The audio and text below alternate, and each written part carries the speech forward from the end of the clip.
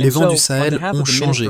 Ils ne portent plus les murmures de la dépendance, ni la poussière de la soumission. À leur cœur se tient un jeune homme, Ibrahim Traoré, le président de Burkina Faso, un pays qui renaît de ses cendres. Cependant, sa lutte ne se limite pas à la politique, mais à un continent entier qui ose se souvenir de sa force et de son indépendance. Ibrahim Traoré peut-il redéfinir l'avenir de l'Afrique ou sera-t-il écrasé par l'ancien ordre mondial? L'Afrique, un continent riche de ressources, mais trop souvent contraint à l'ingérence extérieure, se trouve à un tournant. Avec Ibrahim Traoré à la tête de Burkina Faso, une nouvelle ère de souveraineté pourrait émerger. Mais cette quête d'indépendance est risquée. Traoré défie des puissances étrangères et leurs intérêts dans la région, ce qui pourrait entraîner de graves conséquences. Dans ce contexte, sa vision se heurte à une réalité géopolitique complexe. Les alliances et les enjeux économiques internationaux se tissent autour de ces décisions, mais le poids de l'histoire pèse lourdement sur ses épaules. L'Afrique, longtemps sous domination, a enfin l'opportunité de se relever. Mais cette promesse de liberté s'accompagne de défis majeurs. L'ingérence militaire, les pressions économiques et les menaces internes pourraient tout compromettre. Si Traoré réussit à maintenir son cap, il pourrait transformer l'Afrique de manière irréversible. Mais si son projet échoue, Burkina Faso pourrait payer un prix exorbitant. Qu'est-ce qui est en jeu ici? La souveraineté ou la survie même du pays? Au début de son ascension en 2022, Ibrahim Traoré n'a pas suscité beaucoup d'attention internationale. Son arrivée au pouvoir à la tête de Burkina Faso, alors en proie à des crises multiples, n'a pas fait l'objet de grands commentaires dans les médias occidentaux. Beaucoup le considéraient comme un simple militaire populiste, un autre visage parmi tant d'autres dans la longue lignée de dirigeants militaires africains. Pourtant, en écoutant de plus près ses discours, une conviction particulière se dégageait. Nous ne combattons pas seulement le terrorisme, nous luttons contre un système conçu pour maintenir l'Afrique dans la faiblesse. Cette phrase résumait parfaitement sa vision. Traoré ne cherchait pas à refaire les erreurs du passé. Il voulait tourner la page d'une Afrique dominée par des puissances étrangères. Son discours y résonnait comme un écho aux luttes passées, celles de Patrice Lumumba, de Thomas Sankara ou de Muammar Kadhafi. Ces hommes ont tous, à leur manière, été pris dans les rouages d'un système mondial où l'Afrique ne pouvait pas se libérer seule. Traoré, cependant, a décidé d'agir différemment. Dès son arrivée au pouvoir, il a pris des décisions audacieuses. La dissolution des accords militaires avec les puissances occidentales, la réévaluation des contrats économiques et l'annulation de certaines relations diplomatiques. Cela a constitué un premier tournant décisif pour le pays, mais aussi pour la région. Bien que ces choix aient été perçus comme risqués, ils ont rapidement fait de Traoré une figure montante, une voix de résistance dans un monde où l'indépendance africaine semblait de plus en plus une illusion. Ibrahim Traoré ne se contente pas d'être un dirigeant politique. Il incarne la figure d'un homme engagé dans une lutte bien plus vaste. Sa détermination à redéfinir la place de son pays dans le monde est un héritage du passé. Dès son arrivée au pouvoir, il a compris que l'indépendance de Burkina Faso n'était pas simplement une question de symbole, mais une bataille quotidienne contre des chaînes invisibles. Ce défi s'est traduit par des actions immédiates et radicales. Traoré a opté pour une rupture franche avec les anciennes structures de pouvoir.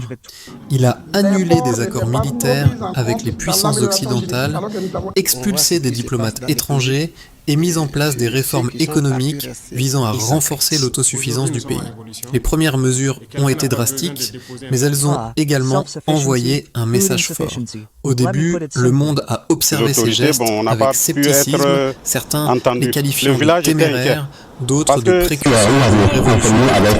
Mais dans les rues de Ouagadougou et au-delà, un autre sentiment prédominait, l'espoir. Le peuple burkinabé a vu en Traoré un leader capable de secouer les fondements de l'ordre mondial. Un leader qui refusait de se soumettre aux puissances qui, selon lui, exploitaient depuis trop longtemps les richesses de l'Afrique. Pour la première fois depuis des décennies, l'idée d'une Afrique souveraine semblait à portée de main. Cependant, les répercussions de ces actions ne tarderaient pas à se faire sentir et la pression sur Traoré allait augmenter. L'ascension d'Ibrahim Traoré au pouvoir en 2022 n'a pas seulement été marquée par des actions politiques internes, mais également par un enchaînement rapide d'événements extérieurs qui ont façonné son parcours. En prenant la tête de Burkina Faso, Traoré s'est trouvé confronté à une situation de crise multidimensionnelle. Une insurrection violente du groupe djihadiste, des tensions croissantes avec les anciennes puissances coloniales et un défi sans précédent en matière de gouvernance.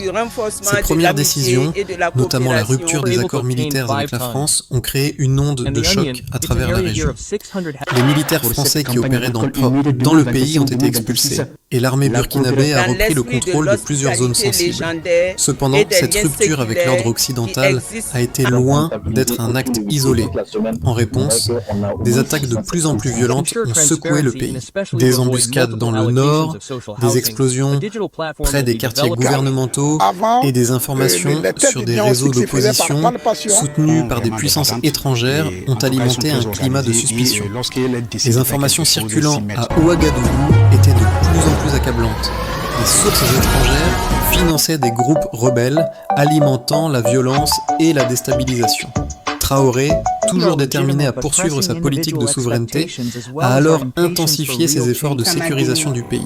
Et cette démarche a eu un coût. Les tensions internes ont monté. Certains membres du gouvernement ont commencé à remettre en question la capacité de Traoré à maintenir son cap face aux multiples adversités. La pression internationale a également joué un rôle, avec l'Union européenne et les Nations unies qui ont exprimé des préoccupations sur la situation des droits de l'homme et les menaces sur la stabilité régionale. Mais Traoré, dans une série de discours passionnés, a maintenu sa ligne de défense. Nous ne sommes pas simplement en guerre contre le terrorisme, nous luttons pour notre survie face à un système mondial qui nous a exploités pendant trop longtemps. Cette période de turbulence a mis en évidence les tensions croissantes entre le président burkinabé et les puissances occidentales. Les déclarations et actions de Traoré ont non seulement renforcé sa popularité au sein du pays, mais ont également attiré l'attention de plusieurs acteurs internationaux. Alors que certains pays africains commençaient à s'inquiéter de la montée en puissance de Traoré, d'autres voyaient en lui une figure de proue de la résistance. Pour les nations de l'Afrique de l'Ouest, le renouveau de la souveraineté de Burkina Faso pourrait signifier un tournant dans l'histoire de la région. Mais pour l'Occident, c'était un retour en arrière. Une régression dangereuse vers un nationalisme radical. Alors que les tensions montaient, Traoré ne fléchissait pas. Il a pris la décision de renforcer la défense intérieure, instaurant de nouvelles mesures de contrôle social et militaire. Mais les divisions internes au sein de la population ont commencé à émerger. Des voix dissidentes ont commencé à se faire entendre, notamment au sein des groupes de jeunes, certains accusant Traoré de sacrifier les libertés publiques au nom de la sécurité. Les Daziénaki et les décisions politiques de Ibrahim Traoré ont rapidement commencé à influencer les chiffres clés de l'économie de Burkina Faso, mais aussi la perception de la situation sécuritaire du pays. Après son arrivée au pouvoir, les premières données économiques ont montré une nette tendance à l'amélioration, bien que ces chiffres cachent des défis sous-jacents. Par exemple, la production aurifère, qui constitue une part importante de l'économie, a connu une augmentation de 20% en 2023, un chiffre que les analystes attribuent en partie à la reprise en main des ressources naturelles par le gouvernement. Cependant, ce succès apparent a été assombri par une série de pressions géopolitiques. Le cours de l'or, une ressource clé pour Burkina Faso, a fluctué en raison des sanctions imposées par certains pays occidentaux. En conséquence, les exportations de l'or ont diminué de 15% en 2024, un signe de la perturbation des marchés internationaux qui impacte directement les revenus du pays. D'autre part, les attaques terroristes ont augmenté de manière significative sous la présidence de Traoré, avec un nombre de victimes qui a doublé en 2023 par rapport à 2022. Selon un rapport de l'ONU, près de 700 personnes ont perdu la vie dans des attaques liées aux djihadistes opérant dans le Sahel. De plus, environ 1 million de Burkinabés ont été déplacés à cause des violences, représentant près de 10% de la population totale. Ces données ont mis en évidence les limites de la politique sécuritaire de Traoré, malgré ses déclarations optimistes sur la souveraineté du pays. En réponse à cette menace croissante, Traoré a intensifié ses mesures de défense intérieure. Le budget de la défense a été augmenté de 30% en 2024, avec des investissements dans la modernisation de l'armée et la construction de fortifications. Cependant, ces efforts n'ont pas été sans conséquences sur la société civile. Le nombre de manifestants anti-gouvernement a augmenté de 25% en 2023, en raison des restrictions imposées par le gouvernement, notamment dans le secteur des médias et de l'opposition politique. Le nombre de journalistes emprisonnés ou censurés a également doublé au cours de cette même année, illustrant l'évolution du régime vers une approche plus autoritaire en matière de sécurité. Les chiffres ne mentent pas, et la situation de Burkina Faso se trouve à un carrefour critique. Alors que certains aspects de la politique de Traoré semblent porter leurs fruits, les défis sociaux et économiques restent de taille, avec des risques importants de déstabilisation à moyen terme. Le futur de l'économie burkinabé et sa position géopolitique dépendent en grande partie de la manière dont Traoré gérera ses tensions internes et externes, et de sa capacité à maintenir l'équilibre entre souveraineté et coopération internationale.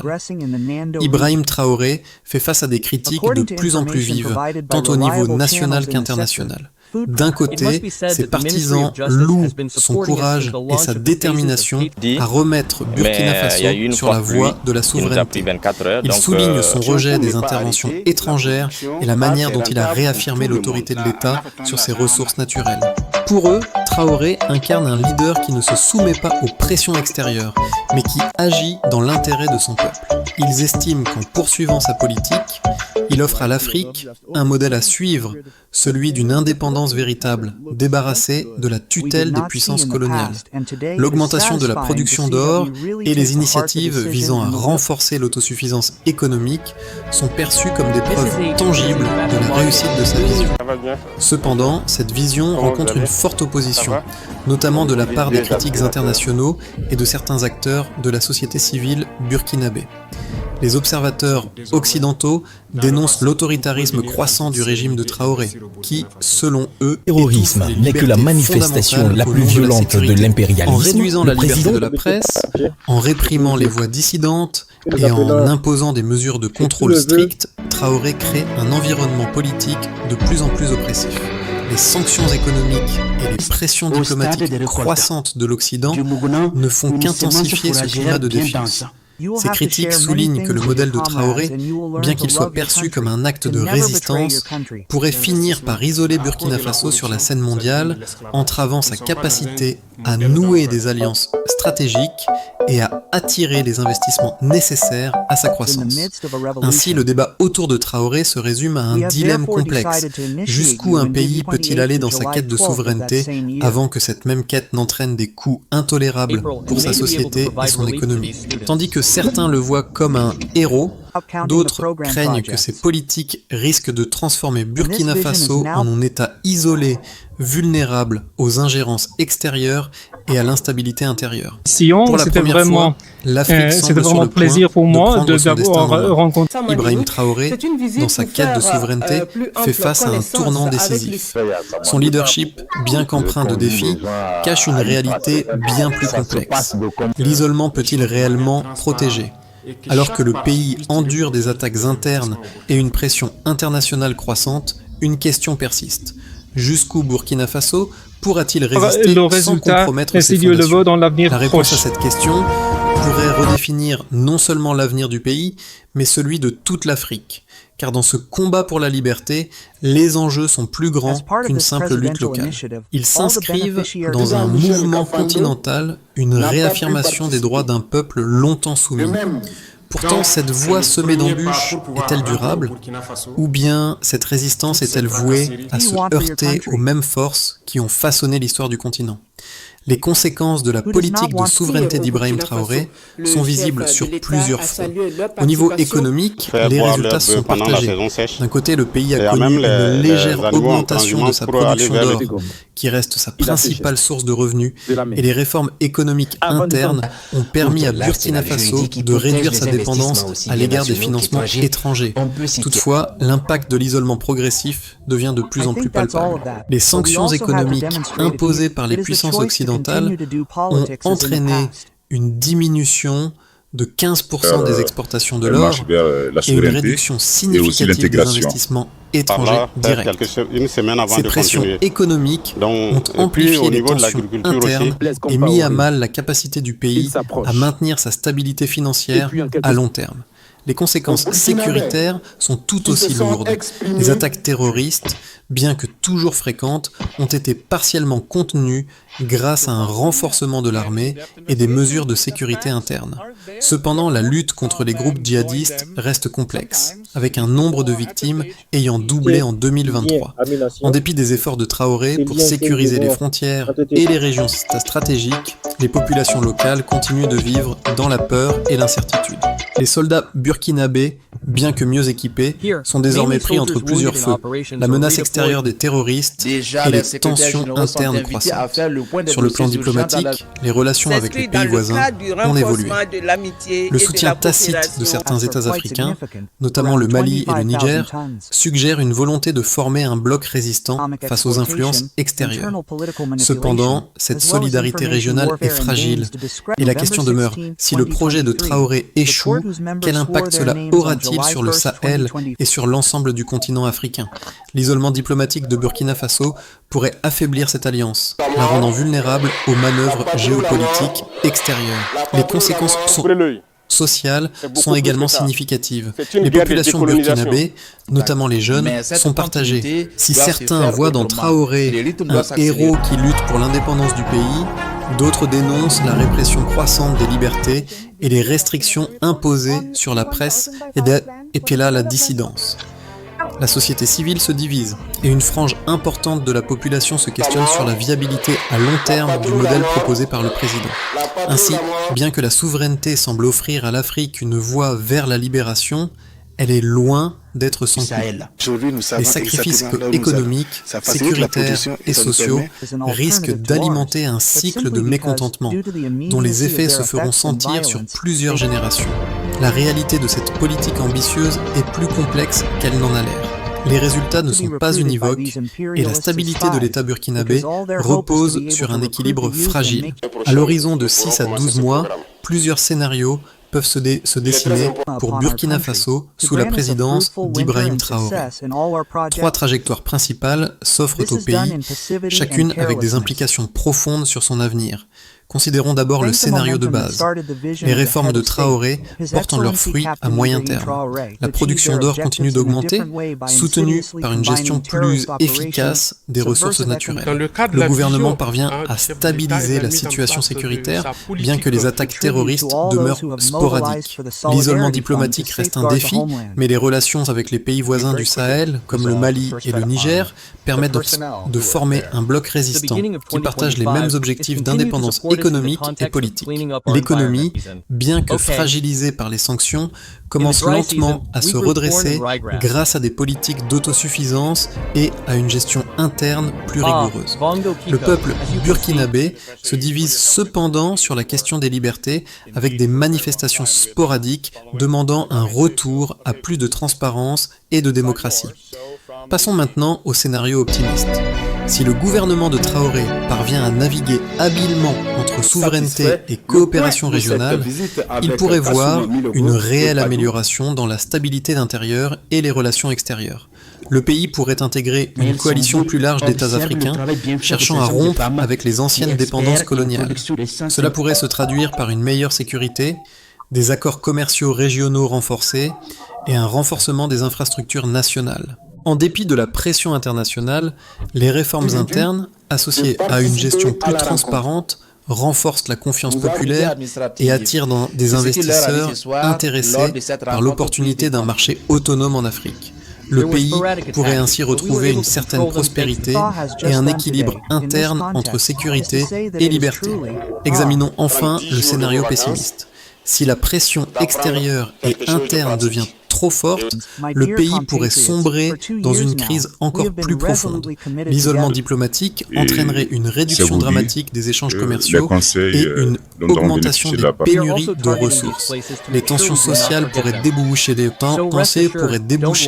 sur des manifestations violentes alimentées par la répression des libertés et l'incapacité à résoudre la crise sécuritaire. La guerre contre le terrorisme, bien qu'essentielle, risquerait de mener à un conflit prolongé sans issue claire, en exacerbant les divisions internes et la pauvreté.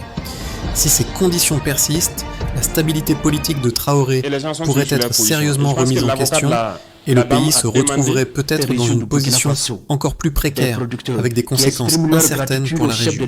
En tous les cas, l'avenir de Burkina Faso dépendra en grande partie de la capacité d'Ibrahim Traoré à concilier ses objectifs de souveraineté avec la réalité géopolitique et économique mondiale. Le chemin à parcourir sera semé d'embûches et les choix qu'il fera dans les mois à venir détermineront la trajectoire du pays pour les décennies à venir.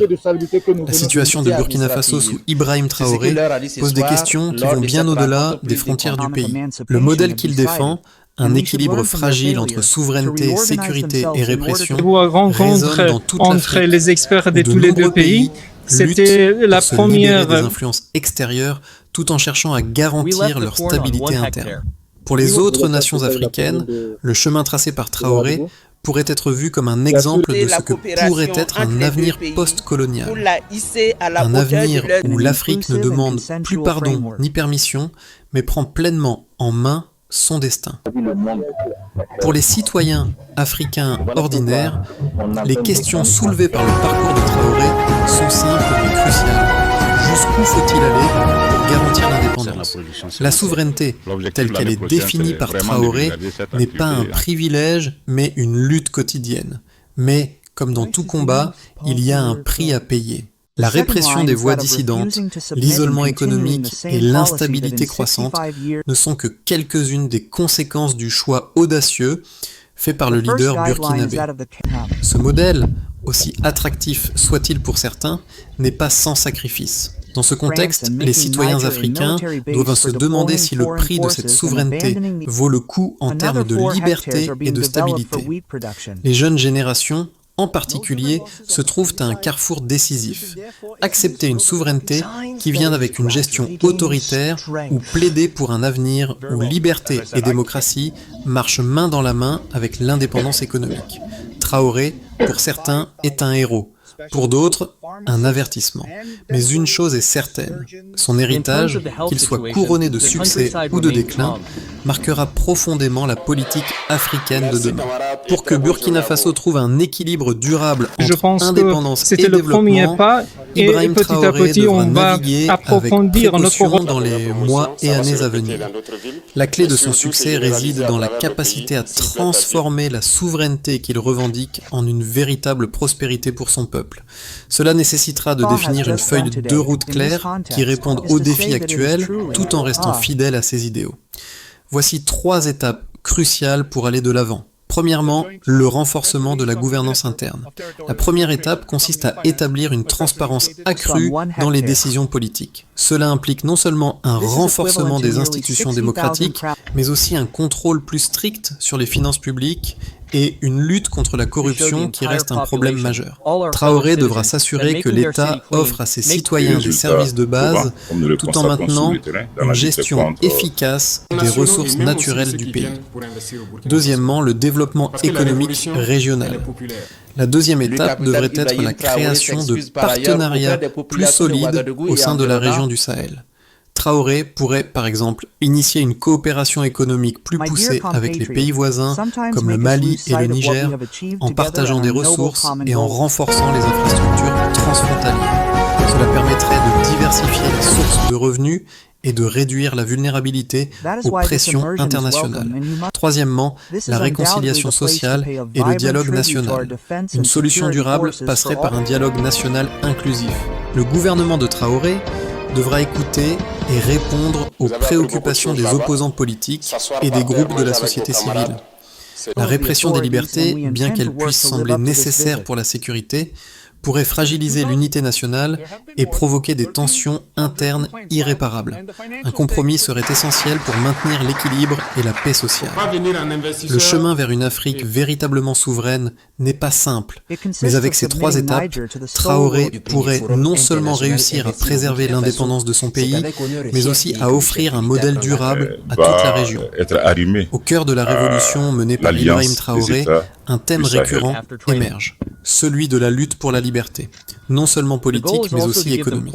Ce combat, qui a redonné espoir à des millions de Burkinabés, repose sur l'idée que la véritable indépendance passe par un contrôle total des ressources et de l'avenir du pays.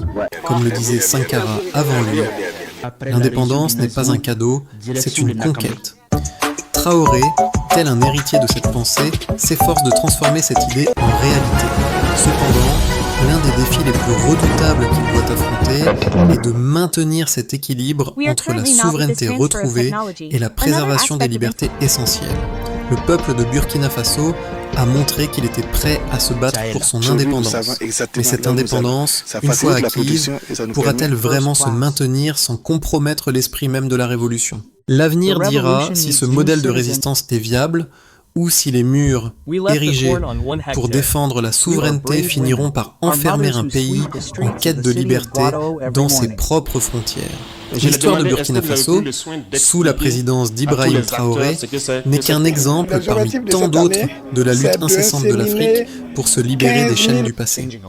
Si ce récit vous a inspiré, il est temps de réfléchir à la manière dont les pays africains peuvent définir leur avenir indépendamment des influences étrangères. Partagez cette réflexion, engagez-vous dans la conversation et questionnons ensemble l'avenir de notre continent. Ce n'est pas seulement l'histoire de Traoré ou de Burkina Faso, c'est celle de toute l'Afrique. Les choix de demain se dessinent aujourd'hui, dans chaque débat, chaque action, chaque voix. Parce que, comme le disait Sankara, l'histoire ne se fait pas dans les salons mais dans la rue. Et c'est dans cette rue, dans ces conversations, que l'avenir se construit.